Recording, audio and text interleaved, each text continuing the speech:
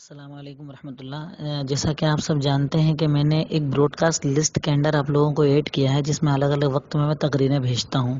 आज अल्हम्दुलिल्लाह मैं गुजरात आया हुआ हूं। गुजरात का एक शहर है समी जिसका नाम है।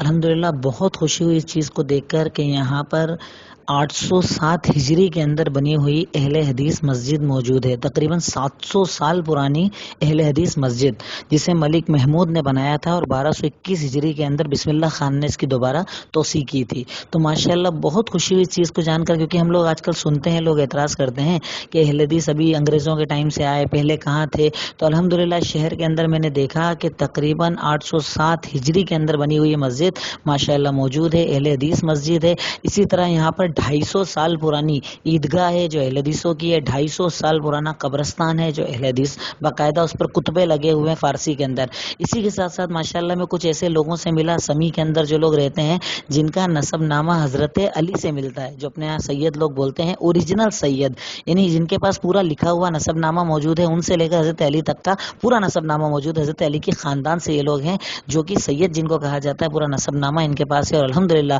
यूँ तो हमें इस बात पर फख्र है ही कि अल्हम्दुलिल्लाह हक पर हैं, हक को हम जानते और समझते हैं, लेकिन अल्हम्दुलिल्लाह आज ये भी बात पता चली कि सहाबा कराम की नस्लों के अंदर, सहाबा कराम चूंकि कुरान और सुन्नत के मुत्तबे थे, मानने वाले थे, तो उनकी नस्लों के लोग यहाँ पर मौजूद हैं और वो सारे के सारे अल्हम्दुलिल्लाह अल्हम्दुलिल्लाह अहले हदीस हैं, कुरान और सुन्नत पर अमल करने वाले हैं। तो इस खुशी को मैं जाहिर करने के लिए शेयर करते हुए आप लोगों को भी फोटोग्राफ्स भेज रहा हूँ। जो मस्जिद है 807 हिजरी की और ईदगाह है तकरीबन 250 साल पुरानी और कब्रस्तान है। अस्सलाम वालेकुम।